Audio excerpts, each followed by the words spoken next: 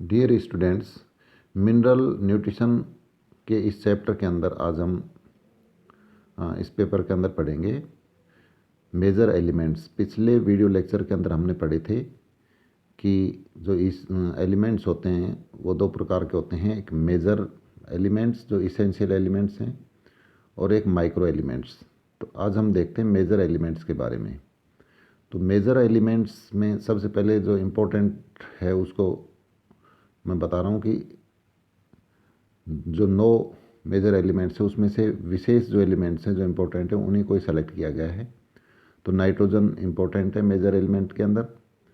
तो यह element soil में मुख्य रूप से नाइट्रेट के रूप में मिलता है मिट्टी के अंदर, और कई प्लांट्स के अंदर ये नाइट्राइट और अमोनियम और कुछ बैक्टीरिया जो होते हैं वो भी वायुमंडल की नाइट्रोजन को उपयुक्त रूप से इन प्लांट्स को प्रदान करते हैं। तो नाइट्रोजन जो है ये नाइट्रेट के रूप में या अमोनियम के रूप में या नाइट्राइट के रूप में ज़मीन के अंदर मिलता है। उस बैक्टीरिया भी वायुमंडल के नाइट्रोजन को नाइट्रेट में बदल करके प्लांट्स को प्रदान करते हैं। नाइट्रोजन का जो मेन फंक्शन है वो है कि हम जानते हैं कि प्रोटीन्स की जो स्ट्रक्चर है उसके अंदर नाइट्रोजन एक मेन एलिमेंट है। तो इसे एमिनो एसिड्स और न्यूक्लिक एसिड्स, एंजाइम्स और क्लोरोफिल्स, इन सभी के अंदर नाइट्रोजन की आवश्यकता होती है। तो यह मेजर एलिमेंट्स की श्रेणी में आता है।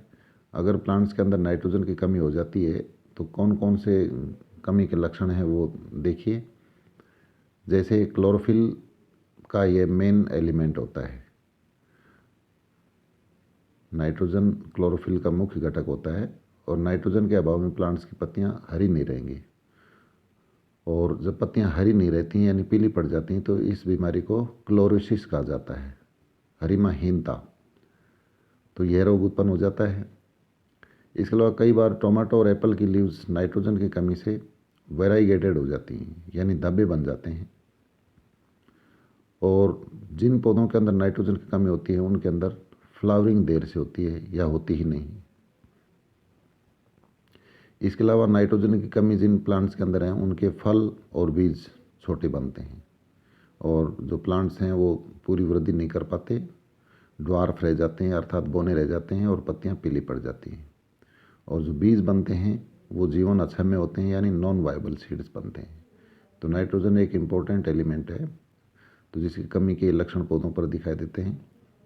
इसके बाद फॉस्फोरस को मैंने लिया है। तो फॉस्फोरस का जो मेन सोर्स है वो ज़मीन है, मिट्टी है, और यह कार्बनिक और अकार्बनिक दोनों रूपों में ही पाया जाता है। कार्बनिक रूप में पौधे इसका प्रयोग नहीं कर पाते हैं और इनऑर्गेनिक रूप में यह 3 फॉर्म्स के अंदर मिलता है, एक हाइड्रोजन फॉस्फेट और हाइड्रोजन फास्फाइट और फॉस्फेट, यानी H2PO4, HPO4 और PO4 3 रूप्स के अंदर ये ज़मीन के अंदर मिलता है। प्लांट्स में फॉस्फोरस फाइटिन व फाइटिक एसिड्स के रूप में बीजों और जो पौधों के जो कायिक अंग हैं उनके अंदर पाया जाता है। तो फॉस्फोरस के जो फंक्शंस हैं उसमें फॉस्फोरस का मेन रोल कार्बोहाइड्रेट के ट्रांसपोर्ट के लिए इम्पोर्टेंट है, यानी कार्बोहाइड्रेट का जो संवहन होता है उसके लिए फॉस्फोरस की आवश्यकता होती है। और कई बायोकेमिकल जैसे न्यूक्लिक एसिड्स, NAD, ATP और ADP, इन सब के अंदर भी फॉस्फोरस की आवश्यकता होती है।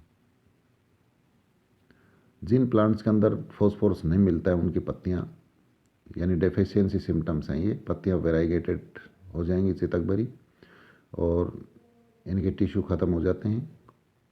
इसके अलावा कुछ प्लांट्स की पत्तियां विकृत भी हो जाती हैं यानी इवन शेप नहीं रहती है, शेप बिगड़ जाती पत्तियों की। कैम्बियम, पौधों की जो कैम्बियम है उसकी सक्रियता भी कम हो जाती और पत्तियां जल्दी ही गिरना शुरू हो जाती है यानी प्री मैच्योर लीफ फॉल शुरू हो जाता है। नेक्स्ट जो एलिमेंट है मेजर एलिमेंट वो है सल्फ़र। तो सल्फ़र का जो मेन सोर्स है वह भी ज़मीनी है और ये सल्फेट या FeS या FeS2 के रूप में मिलता है। इसके अलावा प्लांट्स इसे सल्फर डाइऑक्साइड की गैस के रूप में भी एनवायरनमेंट से भी लेते हैं, इसकी लो कंसंट्रेशन पर इसको एब्जॉर्ब कर पाते हैं। इसके जो कार्य हैं उसके अंदर सल्फ़र जो एलिमेंट है ये सिस्टाइन और सिस्टीन और मेथियोनिन, ये 3 एमिनो एसिड हैं। सिस्टाइन, सिस्टीन और मेथियोनिन इन एमिनो एसिड्स का मेन कंपोनेंट होता है। कई बार एग्ज़ाम के अंदर भी पूछा जाता है कि मेथियोनिन एमिनो एसिड्स के अंदर कौन सा एलिमेंट पाया जाता है। तो मेथियोनिन जो एमिनो एसिड है उसके अंदर सल्फ़र मेजर एलिमेंट्स मिलता है। सल्फ़र विटामिन बी और कोएंजाइम ए और लिपोइक एसिड का भी मेन कंपोनेंट होता है। प्रोटीन का आवश्यक कंपोनेंट होने के कारण ये प्लांट की ग्रोथ के लिए इम्पोर्टेंट होता है। और मस्टर्ड यानी सरसों, प्याज और गार्लिक इन प्लांट्स में ग्लूकोसाइड्स का निर्माण करती है। और हम जानते हैं कि लहसुन वगैरह के अंदर, प्याज में जो तीखी गंध होती है उसका कारण ये सल्फ़र ही होता है। तो सल्फ़र के कारण ग्लूकोसाइड्स बनता है, जिसके कारण इनमें एस्ट्रिंजेंट ऑर्डर हमको मिलती है। कमी सल्फ़र की अगर प्लांट्स में हो जाती है तो उसके लक्षण दिए गए हैं। सल्फ़र के अभाव में पत्तियां हरी नहीं रहती हैं, लेकिन नाइट्रोजन फॉस्फोरस कमी के विपरीत ये लक्षण पहले यंग पत्तियों में आते हैं। यानी ये कमी के लक्षण पहले तरुण पत्तियों में आएंगे और बाद में परिपक्व पत्तियों में दिखाई देते हैं। कोशिका विभाजन स्लो हो जाता है और फलों का निर्माण भी रुक जाता है। और सल्फ़र की कमी से चाय की पत्तियों में येलो टी नाम का रोग उत्पन्न हो जाता है। तो ये सल्फ़र के बारे में था। इसके बाद कैल्शियम भी इम्पोर्टेंट एलिमेंट है। कैल्शियम मुख्य रूप से भूमि से कैल्शियम आयन के रूप में मिलता है और सॉइल में कैल्शियम कार्बोनेट या कैपेटाइट व डोलोमाइट के रूप में मिट्टी में मिलता है। मिट्टी में इसकी कमी नहीं होती और यदि कमी हो भी जाती है तो लाइम यानी चूना मिला करके इसकी पूर्ति की जाती है। तो कैल्शियम के जो कार्य हैं वो हम सब जानते हैं। कैल्शियम पैक्टेट का ये मेन कंपोनेंट होता है जो सेल्स को जोड़ता है। सेल वॉल की जो मिडिल लेमेला बनती है वो इसी से बनती है। इसके अलावा यह कई एंजाइम्स जैसे एटीपीएज, काइनेजेज, फोस्फोलाइपेजेज, इन सब में यह एक्टिवेटर का यानी सक्रिय का कार्य करता है। और कैल्शियम आयन क्रोमोसोम्स में प्रोटीन और न्यूक्लिक एसिड्स को भी जोड़ने में सहायक है। अगर कैल्शियम की कमी आती है तो क्रोमोसोम्स ब्रिटल हो जाते हैं, यानी अपने आप टूटना शुरू हो सकते हैं, यानी भंगुर हो जाते हैं। यह व्यू दिया गया है हैविट 1963 के अकॉर्डिंग। कैल्शियम की कमी से पौधों के अंदर क्या लक्षण आते हैं? तो कैल्शियम की कमी से जो विभाजोतक जो क्षेत्र होते हैं पौधों के अंदर वो डिटेरियोरेट हो जाते हैं, यानी उनमें विघटन शुरू हो जाता है। रूट और स्टेम्स के जो अपेक्स होते हैं वो भी इससे प्रभावित होते हैं और एपिकल जो ग्रोथ होती है जड़ और तनों की वह भी रुक जाती है अगर पौधों में कैल्शियम की कमी है तो। यंग लीव्स जो तरुण पत्तियां होती हैं उनके अंदर ऐंठन उत्पन्न हो जाती है, यानी मुड़ना शुरू हो जाते हैं। कभी कभी पत्तियों की सरफेस भी वेराइगेटेड हो सकती है और फ्लावरिंग और फ्रूटिंग बनने बंद हो जाते हैं। तो कैल्शियम के कुछ कैरेक्टर्स थे। इसके बाद पोटेशियम है। तो पोटेशियम यह मिट्टी में पर्याप्त मात्रा में मिलता है, लेकिन फिर भी प्लांट्स को अल्प मात्रा में प्राप्त होता है क्योंकि यह बायोटाइट और मस्कोविट्स व इलाइट के रूप में पाया जाता है जो एविनिमय योग्य होते हैं, यानी एक्सचेंज नहीं हो पाते हैं। और इन पदार्थों का डिके होने पर भी ये प्लांट्स को प्राप्त होता है, प्लांट्स इसे पोटेशियम आयंस के रूप में प्राप्त होने पर। यानी ये जो पदार्थ होते हैं बायोटाइट, मस्कोवाइट व एलाइट, जब ये डिके हो जाते हैं, मिट्टी के अंदर गल जाते हैं, इनका विघटन हो जाता है, तब ही पोटेशियम पौधों को प्राप्त हो पाता है। तो पौधे पोटेशियम आयन के रूप में इसे प्राप्त करते हैं। पोटेशियम के जो फंक्शंस हैं वो दिए गए हैं, जैसे एंजाइम्स की एक्टिविटी के लिए इम्पोर्टेंट है और glycolysis, Krebs cycle, oxidative phosphorylation, photophosphorylation, chlorophyll, nucleic acid, इन सब के निर्माण के अंदर भी पोटेशियम इम्पोर्टेंट रोल प्ले करता है। इसकी कमी से जो लक्षण आते हैं वो दिए गए हैं, जैसे पत्तियां वेराइगेटेड हो जाती हैं, प्लांट्स की ग्रोथ नहीं हो पाती है, यानी प्लांट की जो एपिकल बड होती है वह ख़त्म हो जाती है, इसलिए पौधे पर्याप्त वृद्धि नहीं कर पाती। पोटेशियम फ्रक्टोकाइनेज व फोस्फोइनोल पायरुवेट यानी पीपी का सक्रियक होता है और कार्बनिक एसिड्स के मेटाबॉलिज्म से भी यह रिलेटेड होता है।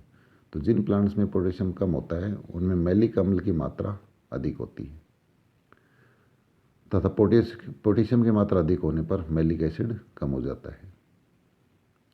इसके अलावा स्टेम की ग्रोथ रुक जाती है और प्लांट्स वर्ल्ड हो जाते हैं चक्राकार, और इस एलिमेंट की कमी से अन्य एलिमेंट्स के आयंस काफ़ी मात्रा में बढ़ जाते हैं जो प्लांट्स के लिए विषाक्त हो जाते हैं, टॉक्सिक। इसके अलावा एक इम्पोर्टेंट एलिमेंट मैंने लिया है मैग्नीशियम। तो यह एलिमेंट सोइल में मैग्नीशियम कार्बोनेट के रूप में पाया जाता है और प्लांट इसे मैग्नीशियम आयन के रूप में प्राप्त करते हैं।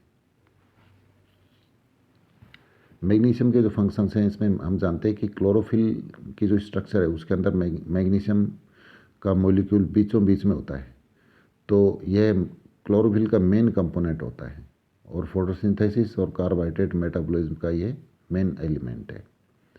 मैग्नीशियम डीएनए आरएनए बनाने वाले एंजाइम्स में एक्टिवेटर का कार्य करता है। इसके अलावा मैग्नीशियम प्रोटीन सिंथेसिस में भी आवश्यक होता है